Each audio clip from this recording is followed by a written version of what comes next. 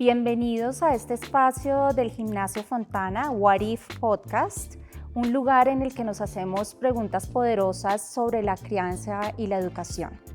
Estamos muy contentos hoy de tener esta conversación. Hoy me encuentro con Catalina Zuleta, rectora del Gimnasio Fontana, Mónica Fonseca, que creo que no necesita mucha presentación, pero ya vamos a hablar un poco de su perfil. Y vamos a hablar hoy sobre hogares, sostenibilidad, educación, una cantidad de temas que estoy segura que a los padres de familia y a los jóvenes les interesa mucho en el momento que estamos viviendo. Esto también tiene mucha relevancia para nosotros, ya que el Colegio Gimnasio Fontana ha desarrollado una metodología que se llama What If, basada en el pensamiento creativo y en hacerse preguntas poderosas para resolver los grandes desafíos que tenemos hoy en el mundo. Entonces le doy la palabra a Cata para que nos cuente un poco de What If y por qué estamos acá. Bueno, What If es una metodología que hemos creado desde hace 30 años, en donde lo que buscamos es que esa curiosidad innata, esa creatividad innata de los estudiantes nunca se acabe. Entonces, el esfuerzo está en crear escenarios de aprendizaje y en contextos innovadores donde las preguntas sean mucho más importantes que las respuestas y que aprendamos a preguntar con curiosidad sobre el mundo, sobre nosotros, sobre quiénes somos y cómo podemos habitar este mundo de una mejor manera. Bueno, Mónica, felices de tenerte acá en este episodio. Mónica, pues es periodista con especialización en cultura, en educación y en política. Mónica se certificó con MIT como CSO, Chief Sustainability Officer, y ha hecho muchos estudios relacionados con la sostenibilidad.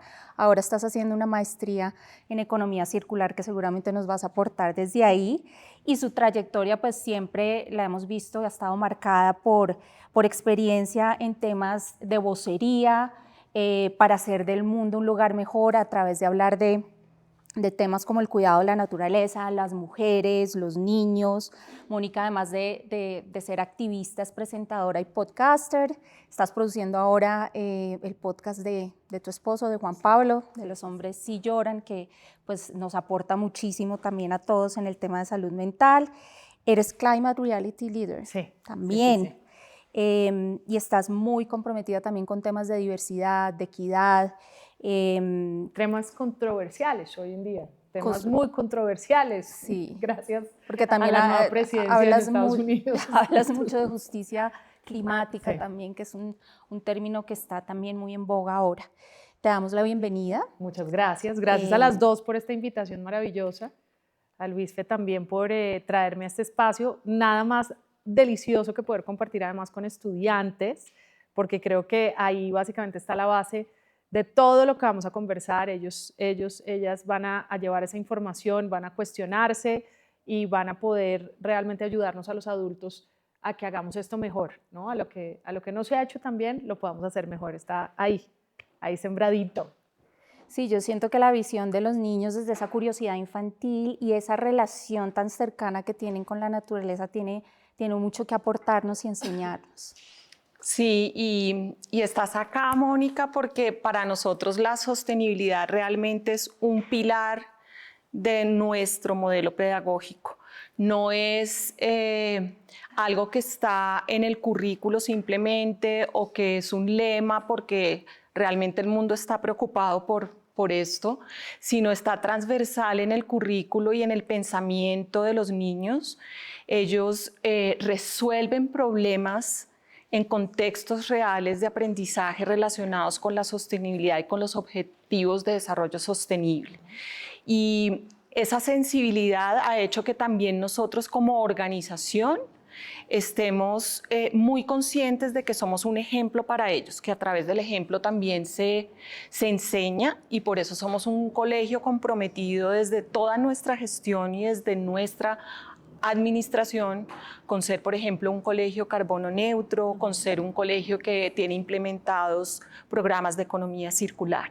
Entonces, que estés aquí con nosotros, con tu experticia y con ese espíritu contagioso frente a la sostenibilidad nos llena de orgullo y de alegría y de gratitud también. Pues muchas gracias. Yo considero vital. Hace unos días oía, y yo supongo que muchos de ustedes la oyen, a Diana Uribe, gran podcaster, historiadora, pero además activista de tantos temas, hablando de la importancia de los colegios, hablando de la importancia de las escuelas, de las universidades, y es que en un mundo tan cambiante, en donde no sabemos qué van a estudiar ustedes, porque no va a ser lo mismo que estudiamos nosotros en los mismos modelos, tenemos que cuestionarnos la importancia de las aulas escolares y de este tipo de reuniones que tenemos que son vitales. Digital es maravilloso, pero esto es más maravilloso, estos encuentros que estamos teniendo. Y colegios como el que ustedes han desarrollado y la metodología hacen que podamos avanzar como seres humanos hacia un camino promisorio y no lo contrario.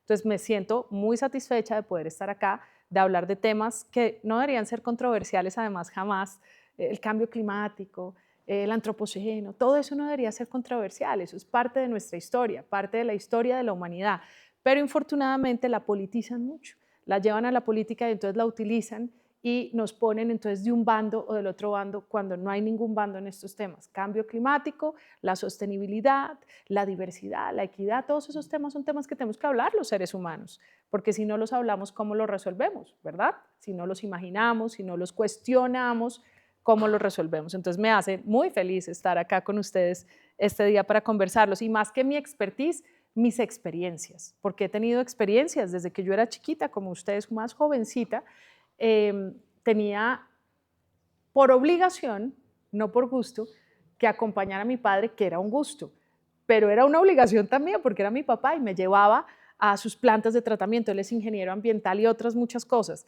Entonces yo iba desde muy pequeña a oír de esos temas de medio ambiente cuando no eran tan famosos, pero entonces íbamos a que la planta de tratamiento, hay que cuidar ese árbol. Él trabajó, y lo nombro siempre porque es importante también entender la importancia que tienen nuestros papás, mamás, abuelos, tías, ese loquito que uno oía y le decía, ay, el hippie de la casa de golpe, el que se preocupaba por los animales, el que se preocupaba por el bienestar de las plantas, hoy en día ya los llamamos de otra manera, pero todo eso hizo que a mí me preocupara o me ocupara desde muy pequeña mi relación con la naturaleza. No era como que yo y la naturaleza éramos dos mundos aparte, sino yo era un animalito más de la naturaleza y eso siempre lo percibí de esa manera. En el colegio, quien iba a dar las conferencias era mi padre. Yo estudié por acá cerquita, más allá, en el Santa María, colegio de niñas, y el que iba a dar todas las conferencias siempre era mi padre y lo esperaban con mucha alegría porque además era un tipazo contándonos las historias de la naturaleza y cómo relacionarnos mejor. Entonces, todos esos conceptos de reciclaje, de upcycling, de cómo vamos a renovar, de cómo vamos a cuidar, fueron desde pequeña conceptos normales, como tomar agua, mejor dicho. Bueno, yo quiero hacerte una pregunta para conocer un poco más de Mónica como mujer, y es, acabas de contestarla un poco diciendo de dónde sale y surge ese interés por la sostenibilidad, pero ahorita me estabas diciendo que tú estudiaste ciencia política. Nosotros fuimos educados en general en un ambiente en donde había abundancia, se pensaba en abundancia en términos de la naturaleza inagotable, exacto, los recursos naturales inagotables, todo. ¿En qué momento en ese proceso, a pesar de que creciste pues teniendo cierta conciencia de la naturaleza, pero en un ambiente que no nos hablaba de escasez ni de los retos sostenibles, en qué momento decides hacer de este tu propósito? Pasar de la ciencia política, pues que tiene que aportar a la sostenibilidad, pero ya hacerlo tu propósito de vida y dedicarte a eso. Voy a empezar por la parte un poquito más técnica y es que por allá en 1978 ya a mi padre le tocaba informarse muy bien de lo que ya estaba pasando, por ejemplo, con Naciones Unidas y lo que se estaba decidiendo en el mundo y lo que se estaba conversando. Y hubo algo que fue el informe Brundtland, después si quieren lo buscan, donde denominaron o le dieron un significado a qué era la sostenibilidad, pero no vamos a atribuirle solamente el término de sostenibilidad a ese momento de la historia porque sería muy equivocado.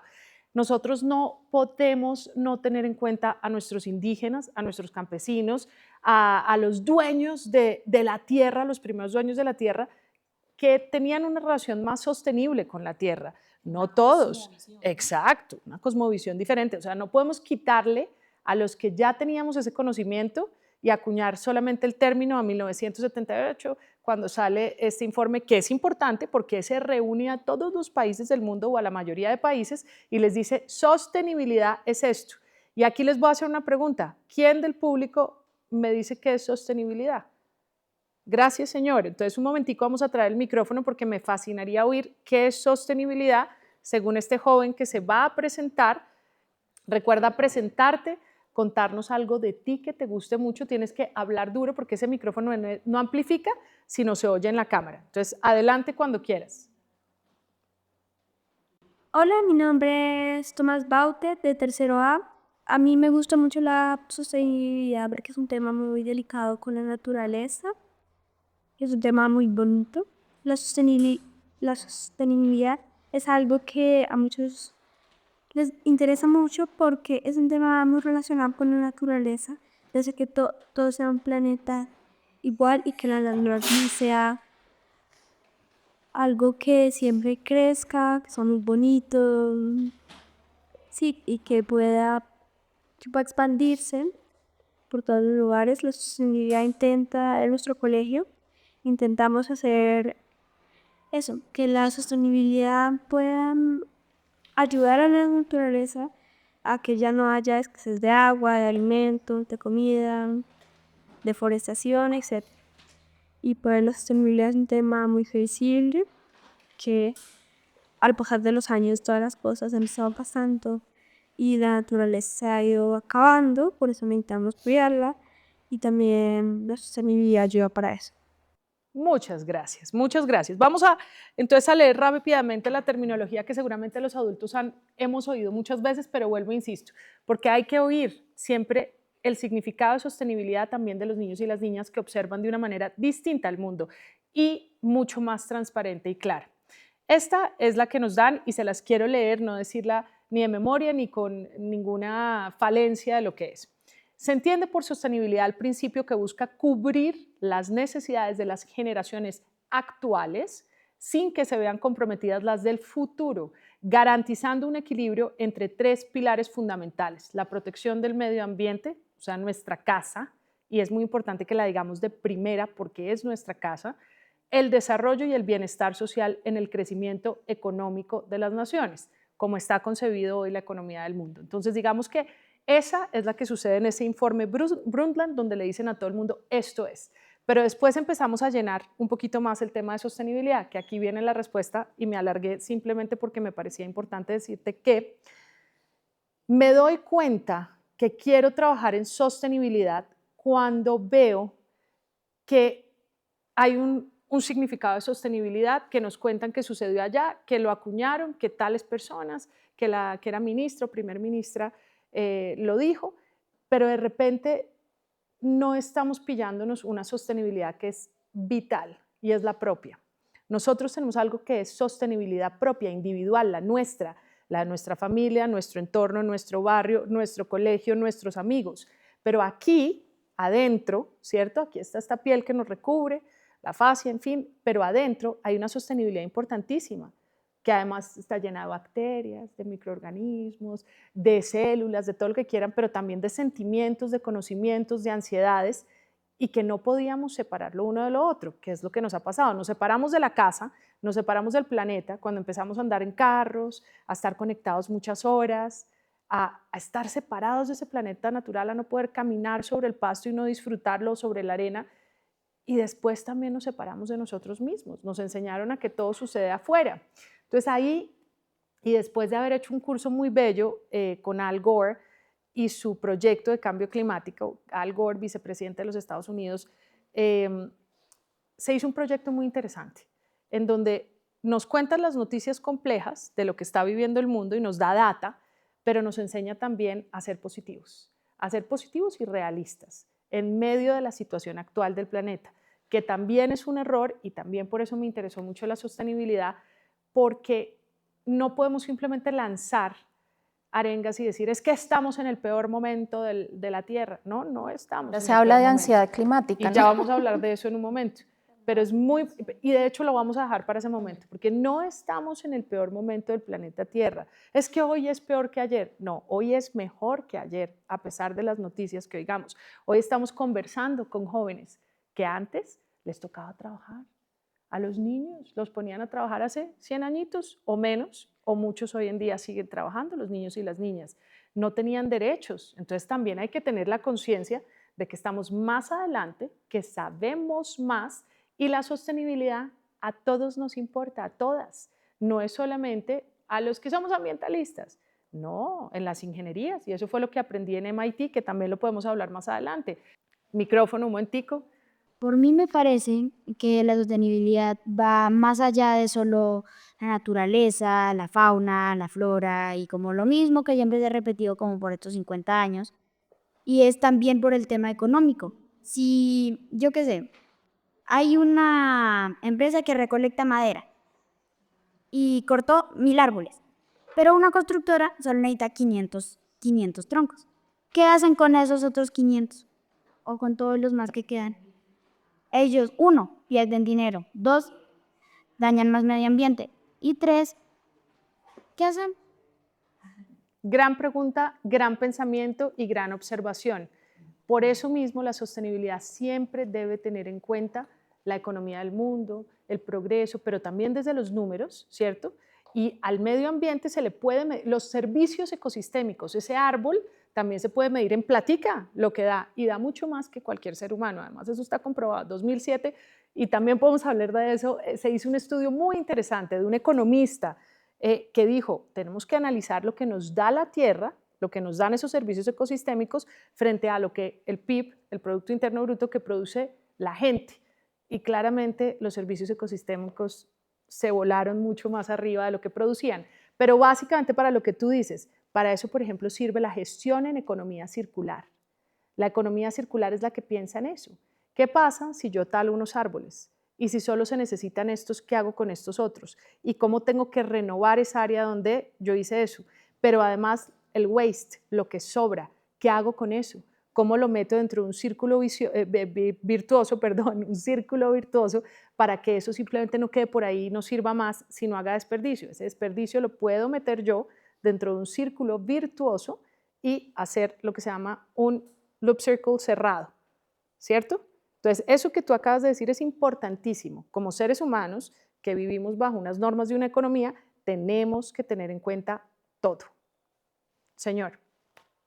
Bueno, hola, mi nombre es Miguel Alejandro de Quintoa. A mí me gusta muchísimo el fútbol y en muchos experimentos han dicho que después de que los futbolistas juegan un partido terminan muy cansados o terminan fatigados. Y sobre la sostenibilidad también, ya un vínculo que nosotros hemos tenido con ella y con el paso de los años, hemos pasado más a dejarla. Y estudios han dicho que hay algo que se llama grounding, que cuando nosotros sin zapatos y sin medias nos conectamos con el piso, con el pasto, le damos toda esa energía y la misma madre naturaleza nos llena de buenas energías, de buenos pensamientos. Y muchos futbolistas, por ejemplo, el Atlético de Madrid, lo usa hoy en día para estar mejor. Y no puede ser que solo los futbolistas hagan eso, sino que si hay una persona que trabaja mucho, esté muy fatigada, muy cansada, estresada, pueda hacer esto y que se sienta mejor. Muchas gracias. Gracias a ti. Y de hecho, muchas oficinas que piensan en sostenibilidad tienen lugares verdes para que la gente haga grounding. Hace muchos años, cuando pude estar en Google por primera vez en las instalaciones de Google por allá en Palo Alto, fue muy interesante porque ver cómo, no tenía cómo estén hoy en día, pero en esa época fue muy bonito ver cómo todos los empleados, primero se reunían todas las mañanas, trabajaban muy distinto, con los dos grandes jefes, se sentaban a hablar de las cosas que había que solucionar juntos, pero además estaban rodeados de pasto y podían llevar a sus perros a las oficinas. Y eso cambió muchas de las industrias en Estados Unidos en donde se podían llevar los perros, porque llevar el perro hace que la convivencia sea mucho mejor. Obvio, no el perro que se ponga bravo, pero el perro que te acompaña y que se puede ver con los otros perros, y el poder ir afuera y jugar un partido de voleibol, por ejemplo, durante el día, decir, mire, yo necesito un ratico jugar voleibol y ya vuelvo otra vez a trabajar a solucionar estos problemas de ingeniería o de lo que sea, o de recursos humanos o de lo que tengamos que solucionar. El grounding es súper importante para todo el mundo y lo deberíamos practicar más. Nos alejamos de la tierra fácilmente y resulta que eso lo podemos hacer en cualquier parque, en cualquier momento, y lo tienen que entender los adultos además. Cuando uno o inclusive tú le puedes decir a un adulto, mire, yo siento que usted necesita un momento de grounding. ¿Qué es eso? Es que se quite los zapatos y pise la tierra y se entienda con la tierra y se relaje. no solamente por los estudios que han salido, volvemos otra vez a nuestros ancestros. Esto era algo que practicaban no hace mucho nuestros ancestros, de golpe nuestras bisabuelas, abuelas, tatarabuelas, y así la gente se entendía mejor con la tierra. El tocar la tierra, el poder jugar con ella, hace que uno se sienta parte de y se pueda descargar, como dices tú, y se llene de esa energía maravillosa, ¿no? Estamos hechos de tierra. Y se me olvidó en qué íbamos. Estábamos hablando de cómo llegaste a la sostenibilidad, pero mira cómo se van abriendo puerticas para compartir ideas y experiencias.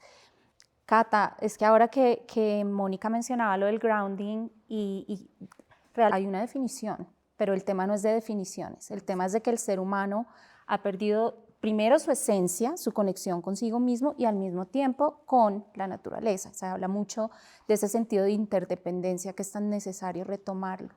Y acá en el colegio, ¿por qué no hablamos un poco, Cata, de las experiencias que tenemos en sostenibilidad? Por ejemplo, pensaba yo en los 7.000 árboles que hemos sembrado, que ya la siembra de árboles es un mindset para todos en la comunidad. Sí, yo creo que ahora que escuchaba a mis niños con sus preguntas, lo que se me viene a la cabeza es que esas preguntas emergen de un lugar muy bonito y es otras preguntas que ellos mismos se hacen, que creo que debe ser el fin último de la educación, hacer que los seres humanos nos preguntemos quiénes somos y cómo habitamos el mundo. Esa es la segunda pregunta, ¿cómo lo habitamos y cómo podemos habitarlo mejor para transformarlo de una manera positiva? Entonces creo que detrás de todos los proyectos que hacemos en el colegio están las preguntas de los niños y los intereses de los niños. Y entendernos, como tú dices, Mónica, que creo que es de las fallas que hemos tenido como humanidad en cómo es posible que hayamos pasado de esa cosmovisión y de vernos como una parte más de la naturaleza y no como una parte ni siquiera más, como el creador, el dueño, sí, el creador, y no como la naturaleza misma, ¿cierto? Entonces creo que parte de nuestra labor es transformar esa idea y saber que desde el momento en que estamos parados en la tierra, en que estamos respirando, en que estamos consumiendo lo que estamos consumiendo, estamos haciendo un impacto y que seamos tan conscientes de cómo queremos que ese impacto sea. Entonces, una de las cosas que veíamos era, bueno, todos generamos una huella de carbono. Todos estamos generando una huella de carbono. Y ese concepto de huella de carbono, si tú vas a los currículos y a las mallas curriculares tradicionales, no aparece como tal. Aparece de pronto como un concepto más, como algo más. Pero desde el punto de vista de sostenibilidad para nosotros es muy poderoso poder hablar de eso y no hablarlo como una información que van a tener y que van a aprender y que van a procesar y que va a estar ahí y de pronto se les va a olvidar, sino como un pretexto de aprendizaje para desarrollar unas habilidades que les permitan transformar su entorno. Entonces, como somos generadores de esta huella de carbono, ¿qué podemos hacer? Medir nuestra huella, mitigarla, y en el colegio hacemos una cantidad de cosas para mitigarla y para compensarla. Y por eso una de las actividades que hacemos es en una reserva ecológica a perpetuidad, sembramos árboles con toda la comunidad, con los padres, con los profesores. Y el sembrar un árbol no es solamente llenar un bosque, sino entender los ecosistemas, entender las intenciones que como ser humano, yo creo que a uno le cambia la experiencia en la tierra cuando ha sembrado más de un árbol. El primero es increíble, pero ya cuando cada año tú siembras un árbol, empiezas a transformar la idea de quién eres en el planeta y que ya no eres una parte que puede decidir porque sí, sino que tienes que ser una parte integrada a todos los procesos que surgen. Creo que ese es uno de los proyectos. El año pasado hicimos uno que se llamaba De la Tierra al Plato. Alguno de ustedes estaba, Tomás. Los niños decían, ¿por qué hay desperdicio de comida? En el colegio no puede, o sea, eso ¿cómo es posible? Es gravísimo. Se dedicaron, entonces, ¿para qué sirven las matemáticas y las estadísticas? Si no es para medir lo que nos está pasando y para poner unas metas. Hicieron todo un proyecto alrededor de eso, de de dónde viene la comida, porque no sabemos, pensamos que la mamá la compra en Carulla y listo. De acuerdo. Entonces, es mirar la vida, observarla con el alma, conectarse con el alma, con la sensibilidad, con el arte, para poder jugar un papel activo porque uno ya no habla en la educación de que cuando sea grande voy a transformar el mundo, cuando sea grande voy a hacer, Cuando me gradúe. cuando me gradúe. El proyecto de vida con propósito y creo que todos los que hemos llamado la vocación desde la infancia, como yo cuando jugaba a las muñecas a ser profesora, es porque hemos encontrado ese clic, como lo encontraste tú con tu papá, y eso es lo que esperamos que pase también con los niños en el colegio, que lo encuentren. 2 preguntas por acá. ¿Quién levantó la mano primero? Laura primero, perfecto. El concepto de sostenibilidad no solo se basa como en reparar, sino también en cuidar lo reparado. Porque, por ejemplo, yo he visto en el colegio que estudiantes terminan de comer su comida, por ejemplo, en el descanso, y botan la basura, pero no la botan en la caneca, sino que la botan por allá, por la cancha. Como, no sé si sea por pereza, porque no les importa o lo que sea, pero pues la idea sería como incentivar también, pues evitar este tipo de comportamientos para cuidar lo reparado y pues seguir reparando también. ¿Cómo piensas tú, Laura? Porque aquí es lo más importante. Uno cuenta lo que ha pasado, pero ¿qué se te ocurre? Pensemos acá, ¿qué se nos ocurre que se pueda hacer con esos niños y esas niñas que no están teniendo la conciencia de esa acción, del votar, del dejar por ahí? ¿Qué crees que se puede hacer? Pues tal vez podríamos crear un taller o un espacio cada cierto tiempo para dar charlas o ese tipo de cosas o invitar invitados como tú, pues que vengan al colegio a dar este tipo de charlas para crear conciencia sobre este tipo de cosas que son muy importantes, porque esto no solo tiene consecuencias a corto, sino a largo plazo y puede causar muchos efectos negativos en el planeta. ¿Qué pasa si tú les dices, cuando tú les has dicho alguna vez, les has dicho como, chicos, no voten esto, ¿qué pasa? Pues al fin y al cabo se regresan por la basura cuando uno se lo recuerda. Ok, o sea, si hay una conciencia de que si tú les dices, oye, no botes eso por favor ahí, si se lo dices bien, esa persona va y lo hace. Sí, Ok, sí. eso es muy importante. Entonces, más de ustedes, Laura, necesitamos más niñas y niños como ustedes que puedan ser la conciencia y recordarle a los demás y que los demás tengan ese respeto por lo que ustedes dicen, porque ustedes saben más de eso. Entonces, eso hay que seguirlo aplicando.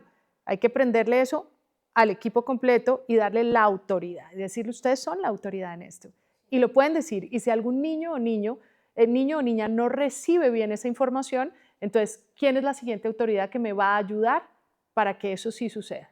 Y nunca dejar eso que sucedió ahí quieto, sino no, esa persona lo hizo, hasta yo puedo ir a recogerlo, pero le voy a hacer saber que algo que hizo no es lo que se espera, ni está bien, ni ayuda a que vivamos en comunidad. Y la siguiente instancia, si esa persona no hizo el caso, es ¿a quién se lo digo? Voy a donde la rectora, voy a donde mi profesora, y mi profesora se toma los minutos para parar el mundo y decirle a esas personas de manera muy amable y muy educada, vengan chicos, vamos a hacer un taller en donde entendamos el por qué votar. O sea, es muy importante la denuncia que haces tú, porque es una denuncia y es importante hacerlas. Siempre además muy educada, muy bien, pero también reparar, servir y ser reparadora, que tú lo has hecho. Eso es maravilloso. Perfecto. Te agradezco mucho, Laura, que nos hayas compartido esto y que además estés haciendo un trabajo maravilloso en el colegio. Gracias. Hola, mi nombre es Juan Francisco. A mí también me gusta mucho el fútbol, como a Miguel. Les quería decir que sí, a veces dejan la basura tirar algunos niños después del descanso, pero hay veces hay que recurrir a decirles, pero hay veces en que ellos insisten en que no lo van a hacer y les toca hacerlo las monitoras. Entonces, una de mis propuestas cuando iba a ser vigía era que creáramos unas tarjetas, que cada niño de cada curso tendría una, o cada vigía, y si alguien ve a alguien desperdiciando comida o botando la basura, pues que le sacara la tarjeta, o que lo tuviera Si no, hermano, ¿para qué sirve el fútbol? Yo pondría pito y tarjeta. a los Tarjeta vigías y tarjeta verde también, para felicitar al que lo haga bien. Yo pondría y jugaría con los pitos, de golpe me dicen que eso puede ser demasiado, pero a mí me fascina cuando, para decirle a alguien, bien hecho, ¿cómo hacen en fútbol? En fútbol hay una buena jugada, no dicen aplaude a la gente, pero si hay una mala, tarjeta, y hay que jugar, Buena idea. hay que jugar acá, y hay que poder jugar y sentirse parte de esa gran cancha a la que pertenecemos todos. Entonces puede ser interesante, pruébenlo, prueba-error, porque uno puede hacer algo unas semanas y si no funcionó, o si algunos niños dijeron, a mí no me gusta que me piten, eso no me parece bien, entonces solo la tarjeta roja, tarjeta amarilla, tarjeta naranja, yo no sé mucho de fútbol, espero no estar rosada también, la tarjeta verde cuando alguien lo esté haciendo bien, pero jueguen a eso, propongan porque ustedes son los vigías, entonces finalmente ustedes cuidan y tienen que poner las reglas del juego y me parece muy importante que ya que les gusta tanto el fútbol, lo traigan a la mesa. ¿Les parece? Pero gracias por contar. ¿Algo más? Sí, y también en los descansos, cuando un profe le pita una falta a un niño, él se puede poner bravo, ¿sí? Como, ay, no me hagas eso, porque no es falta. Y a veces exageran, llegan a otro límite. A mí me parece que porque pueden llegar a tener una ira muy fuerte, no sé, alguien le muestra la tarjeta y se la pasa y la rompen. ¿Sabes qué? Hace unos años hubo un alcalde en Bogotá que se llamó Antanas Mocus. Nunca antes la ciudad, y valdría la pena que lo repasaran en clase, nunca antes la ciudad había sido tan ordenada, con data además que pueden compartir de lo que logró él con sus tarjetas. Nunca antes la gente se había divertido tanto. Cuando tú le sacabas tarjeta roja a alguien porque estaba haciendo algo feo, podía morirse la ira, pero como todos los demás estaban observando, hasta se reían un poco de la situación de sacar la tarjeta roja. Yo era como, no de tu edad, un poquito más grande, pero fue muy divertido ver lo que pasó. Y hubo en la ciudad diversidad de todas partes, etnicidad, pudimos organizarnos mejor. Entonces, no le tengas miedo a la rabia o a la reacción de las personas, que hay adultos siempre observando que van a ayudar a gestionar. Para eso están los adultos también, para ayudar a gestionar las emociones.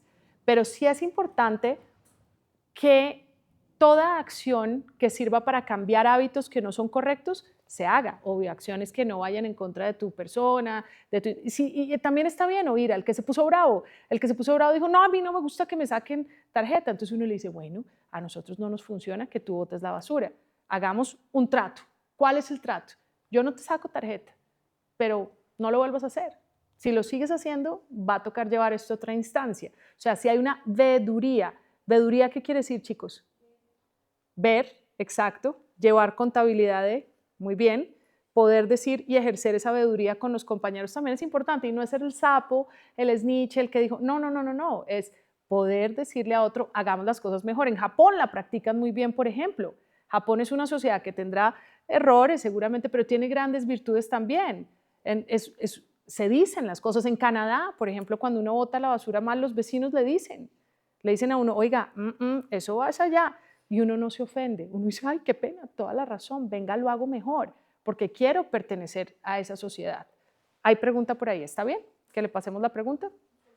Hola, mi nombre es Violeta Rigifo de segundo A y a mí también me gusta mucho dibujar, pero hay muchas personas, y yo lo hacía también de pequeña, que era que uno dibujaba y le salía mal y lo botaba y uno no se acuerda que hay otro lado para dibujar, y así es la razón que se talan más árboles. Gracias, Violeta, por ese comentario. Por supuesto, buscarle el otro lado al papel, ¿cómo así? Si uno lo puede seguir utilizando, lo sigue usando. Y ese dibujo que no le gustó tanto de golpe es un dibujo que le sirve después para arreglarlo. Uno puede hacer muchas cosas con ese dibujo. Gracias por tu comentario. Darse cuenta de lo que uno no se da cuenta, porque simplemente está rabioso, porque dijo, ay, ya no más, no mentico, aquí hay que pensar mejor las cosas, cómo yo afecto menos al planeta, cómo me relaciono mejor con el planeta. Gracias. Bueno, me encanta lo que estamos hablando acá porque es un factor muy importante en la sostenibilidad, es el accountability, es la responsabilidad personal que yo tengo de, primero, cuidar yo el entorno y ser una persona sostenible, pero también cuando veo que algo está sucediendo y puedo actuar en el momento, pues hacerlo.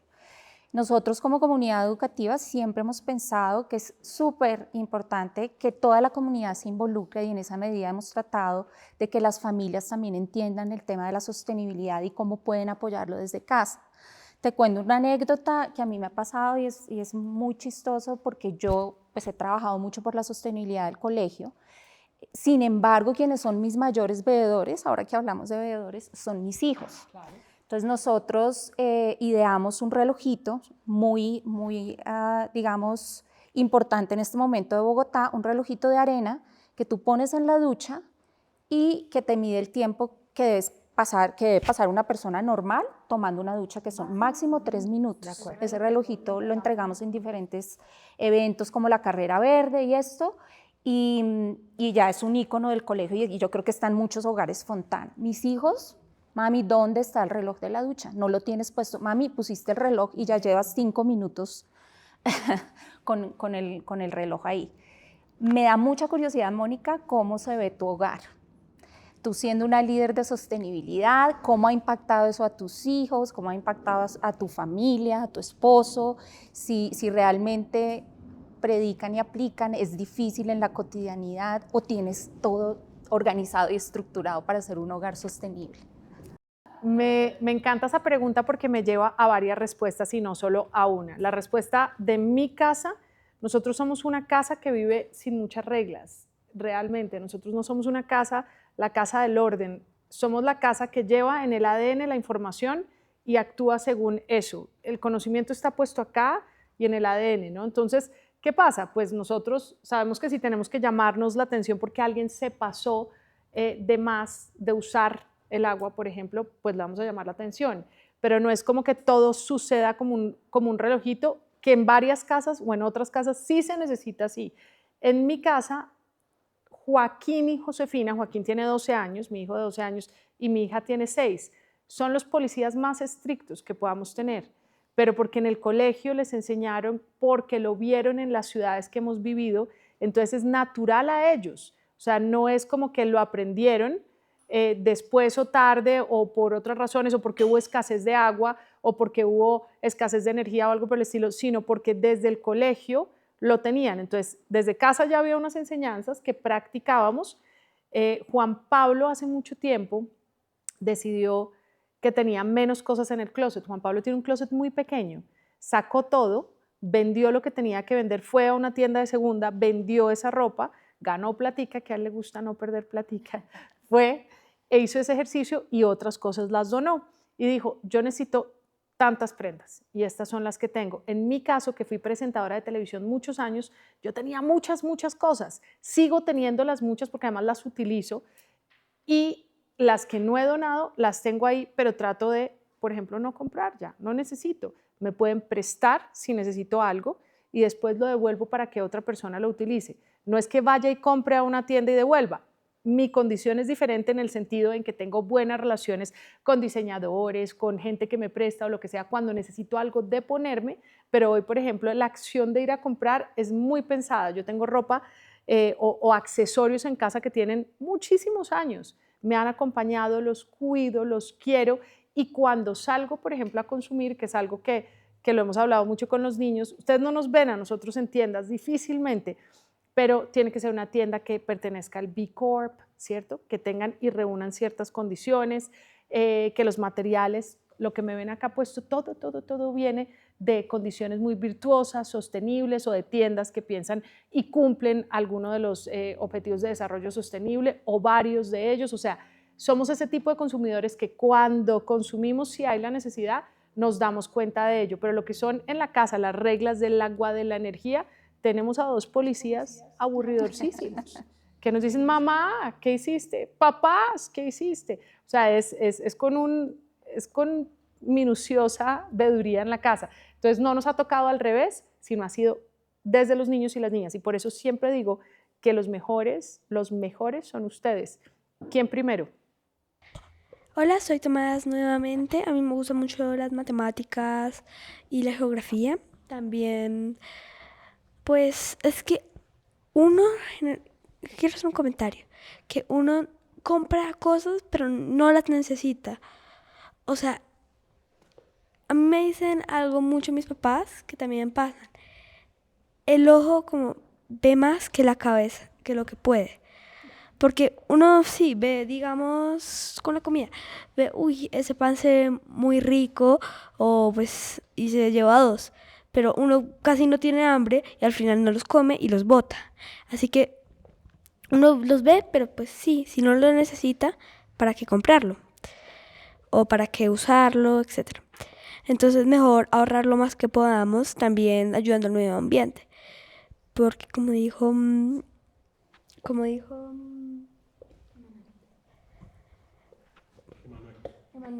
Emanuel, pues sí, nosotros al final terminamos gastando un montón más de lo que realmente necesitamos. De acuerdo.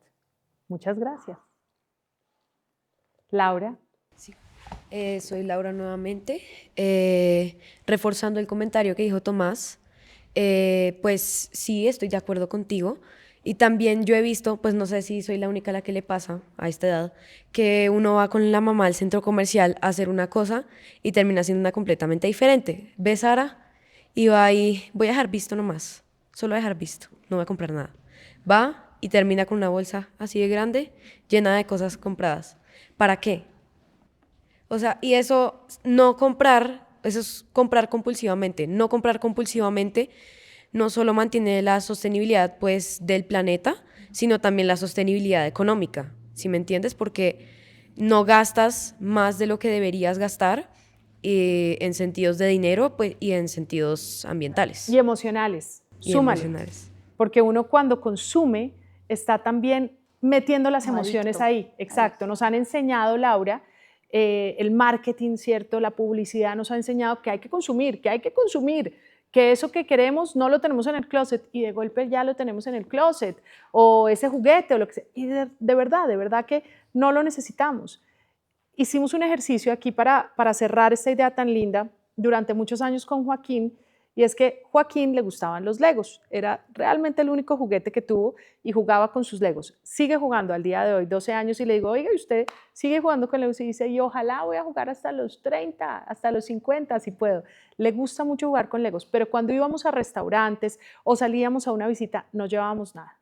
Y la gente, pues hay veces nos pasaba, muchas veces nos pasó, que se acercaba o el dueño del restaurante o la dueña o la persona que atendía nos decía, oiga, este chico, ¿cómo la ha pasado de bien con esa servilleta de ese cubierto?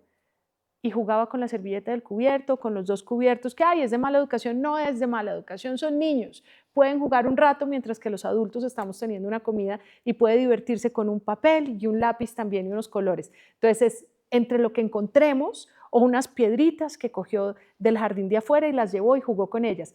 Todas esas cosas que están ahí, los elementos que están ahí, ya son suficientemente interesantes, pero nos han enseñado que nos llenemos y nos llenemos de cosas y que compremos y que saquemos y que tengamos. Otra historia es con Josefina, mi hija de 6 años, que ella sí saca una maleta completa de su casa, con colores, con juguetes, con cosas, porque a ella le gusta sacar a todo el vecindario con ella. Pero esa es otra historia, la de ella. Yo te oigo frente al tema del consumo y me parece que este bombardeo que estamos teniendo desde las redes sociales, la facilidad que se volvió a comprar algo, ¿no? A un clic, ya no necesitas hacer nada más. ¿Qué mensaje le puedes dar a todos frente a esto? Y a las mamás, que tenemos acá, frente al consumo, frente me impresiona mucho, por ejemplo, el tema del skincare y del todo. Entonces, yo me acuerdo que mi abuelita, la mujer con la piel más divina del mundo, se echaba crema Pond's. Y ya, como todas las abuelas. Y nunca tuvo arruga, nunca tuvo nada. Y ahorita hay el suero, el suerito, el suerote, el no sé qué. Y es una cosa que cada vez la maleta crece, ¿no? La maleta que uno carga y haciéndolo un poco metafórico, no es solamente de objetos, sino también de la parte de acciones, de la parte económica, porque uno se gasta una cantidad de plata y eso en el impacto también ambiental, ¿no? Total. Los frasquitos, los frascotes, los frascotes. Total, es una pregunta amplia. Hablemosle primero entonces a las mamás y a los papás, que hoy también es skincare todo. Nosotras nos tenemos que preguntar siempre si lo necesitamos. Es una pregunta muy simple. ¿Lo necesito? ¿Lo necesito? Una mujer que ha sido como mi madre, que es la mamá de mi mejor amiga, se llama Victoria Giraldo, un día me dio una gran lección. Y entonces me dijo, y una lección desde otro lugar, ¿no? Ella me decía, no gaste, no gaste, no gaste. Es una mujer con mucho dinero, hizo mucho dinero virtuosamente, pero ella tiene una forma de hacer las cosas. Entonces yo le dije, ay, mira este saco tan divino. Estábamos un día en una tienda y me dijo, sí, está divino, está un poco costoso, pero ven, mídetelo, mídetelo. Midámonos el saco era carísimo. Y después me dijo, ¿sabes qué? No lo compres. Ven y vemos en otra tienda más económica a ver si encontramos algo por el estilo. Entonces fuimos a la tienda más económica, entonces yo dije, están ahí, bueno, este está bonito. Me dijo, este está bonito no es suficiente. Si a uno no le gusta mucho una cosa, no se la compra. Y la otra está muy cara, ¿la necesitas? Y me dijo así, ¿la necesitas? Y ya me dio pereza volver al otro almacén y dije, ya no necesito esta vaina, obvio que no la necesito. Y salimos y nos morimos de risa porque hicimos la tarea de salir de ese antojo tremendo, ¿cierto? A veces estamos muy antojadas, que queremos un vestido, que queremos unas medias, que queremos lo que sea, un accesorio, o ellos están muy antojados de X o Y el salir, caminar la idea un poquito y pensarla de verdad, y uno dice, sí lo necesito. Y una sabia de la moda que se llama Orsola de Castro, ojalá algún día la busquen inglesa, esa Orsola de Castro es magnífica, fue la que denunció lo de Rana Plaza. Rápidamente les cuento, por allá en 1980 y algo, sucedió algo terrible en la India, y es que en la India sigue existiendo que ponen a trabajar a mujeres y niños y niñas para surcir, para utilizar las máquinas de coser, y esa ropa que viene rapidito, el fast fashion, viene muchas veces de allá, y es terrible. Y un piso se cayó, y hubo una tragedia humanitaria terrible que nadie quiso contar hasta que una inglesa dijo, esto lo va a saber el mundo, las condiciones en las que están en la India los indios, trabajando, condiciones infrahumanas, y eso puso a la industria de la moda de una manera más visible y de lo que se estaba cometiendo tan grave. ¿Qué pasa?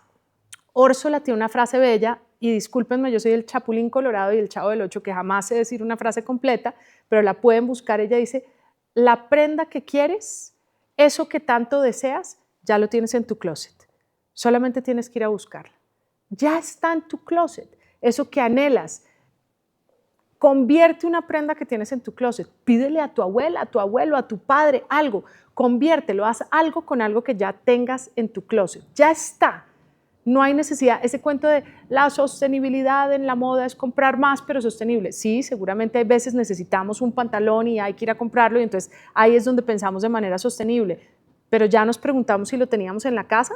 Si ese par de tenis que hemos utilizado, ay, ya los utilicé muchos 6 meses. No, que me duren más. Ustedes, chicos, cambian mucho de tenis porque también se rompen, porque juegan fútbol, porque se suben a los árboles, eso es distinto.